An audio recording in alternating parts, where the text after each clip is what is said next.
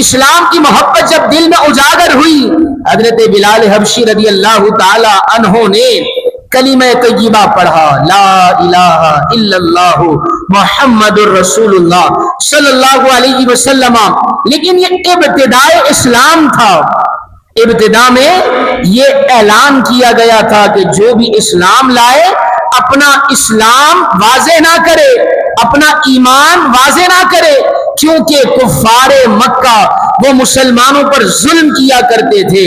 اللہ اکبر کبیرہ، حضرت بلال حبشی ایمان لے آئے، دامن مصطفیٰ سے وابستہ ہو گئے، چھپکے نبی پاک صلی اللہ علیہ وسلم کی مجلس میں جا کر بیٹھتے، وہاں سے تربیت حاصل کرتے، وہاں پر اسلام کی باتیں سیکھتے۔ لیکن جو حضرت بلال حبشی کا آقا تھا عبداللہ بن جدعان، اس کو نہیں معلوم تھا۔ ایک مرتبہ کی بات ہے کہ حضرت بلال حبشی رضی اللہ تعالی عنہ ایک بت خانے کے قریب جاتے ہیں، مٹی اٹھاتے ہیں، مٹی اٹھا کر اس بت کی طرف پھینک دیتے ہیں اور پھینک کر کہتے ہیں کہ میں تیری عبادت کروں، میں تجھے رب تسلیم کروں، تو وہ ہے کہ جو اپنے جسم سے، اپنے مجسمے سے تو مٹی نہیں ہٹا سکتا، تو ہماری مدد کیا کر سکتا ہے؟ یہ حضرت بلال حبشی نے جملہ کہا اکیلے میں، وہ سمجھے کوئی دیکھ نہیں رہا، لیکن کچھ لوگوں نے دیکھ لیا۔ حضرت بلال حبشی کے آقا عبداللہ بن جدعان کو جا کر بتایا اور کہا کہ یہ تیرا غلام ہے، تیرا تو بڑا مکے کے اندر رعب ہے، دبدبا ہے، اب لوگ سنیں گے کہ عبداللہ کا غلام کیا ہے، وہ بتوں کی پوجا کر رہا، بتوں کو غلط کہہ رہا ہے، تمہارے معبود کو کیا ہے، غلط کہہ رہا ہے۔ اللہ اکبر کبیرہ۔ اب اس نے کیا کیا؟ ایک فیصلہ کیا، فوراً سے بیشتر اپنا غلام یعنی بلال حبشی کو امیہ بن خلف، جو کہ بڑا ظالم تھا، بڑا ہی ظالم تھا، اس کو کیا ہے وہ غلام تحفہ دے دیا۔ اب ذرا سنیے گا، امتحان کا وقت شروع ہوتا ہے۔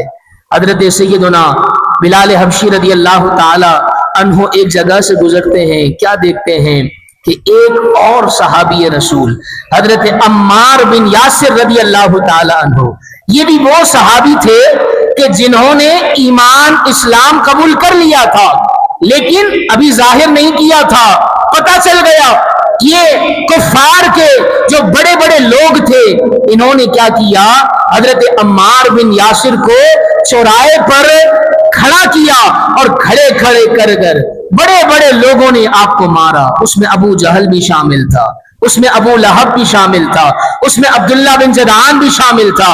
اللہ اکبر کبیرہ، بڑے بڑے سورماؤں نے مارا، کوڑے مارے، لیکن حضرت عمار بن یاسر کو صرف ایک ہی جملہ کہتے کہ تو کیا ہے، جس کا کلمہ پڑھتا ہے اس کے کلمے سے منحرف ہو جا، اس کے کلمے سے پھر جا، تجھے بخش دیا جائے گا، تیری سزا کو معاف کر دیا جائے گا، تو جو کلمہ پڑھتا ہے اس کلمے سے پھر جا، اور جو تو کیا ہے جن کی عبادت کرتا ہے وہ تیرا رب نہیں ہو بلکہ یہ جو بت ہے یہ تیرے معبود ہو۔ اللہ اکبر کبیرہ۔ اب باری آتی ہے امیہ بن خلف کی۔ امیہ، میں جو پیچھے سے لے کر چلا ہوں نا اس ربط کو آپ سمجھیے گا۔ امیہ بن خلف کی باری آتی ہے، لیکن امیہ بن خلف بڑا ہی تھکا ہوا ہوتا ہے۔ اب عشق کا امتحان، اللہ اکبر کبیرہ۔ وہ کہتے ہیں نا، عقل کو تنقید سے فرصت نہیں، عشق پر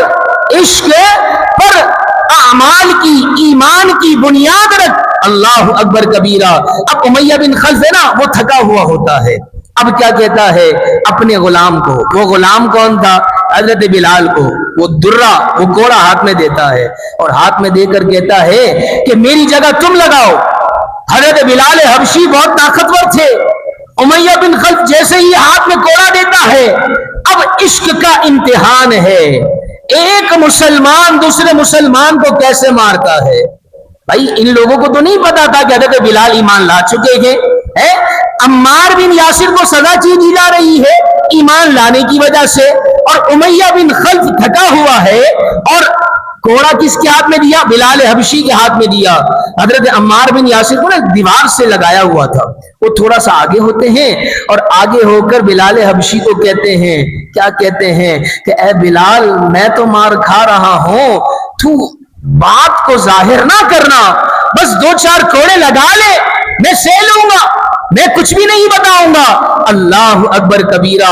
حضرت سیدنا بلال حبشی رضی اللہ تعالی عنہ نے پتہ ہے کیا جملہ کہا؟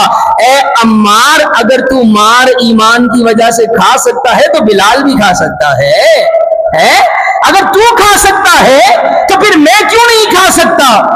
کیا مجھ پر امتحان کا وقت نہیں ہے؟ یہ ہے عقل کو تنقید سے فرصت نہیں، عشق پر اعمال کی بنیاد رکھ۔ حضرت بلال حبشی کوڑا اٹھاتے ہیں، کوڑا اٹھا کر گھماتے ہیں، اور گھمانے کے بعد کفاران مکہ کے جو کفار ہیں، ان کے جو سردار ہیں، ان کو اعلان کرتے ہیں کہ اے ابو جہل، اے ابو لہب، اے امیہ بن خلف، اے عبداللہ بن جدعان، سن، صرف عمار ہی ایمان نہیں لے کر آیا بلکہ اب پہلے ایمان لا چکا تھا، اب اعلانیہ طور پر بلال بھی اظہار کر رہا ہے لا الہ الا اللہ محمد رسول اللہ صلی اللہ علیہ وسلم، پڑھ کر تمام لوگوں کے سامنے بلال حبشی نے ظاہر کر دیا۔ میرے محترم اور پیارے بھائیوں، بلال حبشی رضی اللہ تعالیٰ عنہ کو پتا تھا کہ اگر میں ایسا کروں گا تو میں کیا ہے ایک بڑی مصیبت کے اندر گرفتار ہو سکتا ہوں۔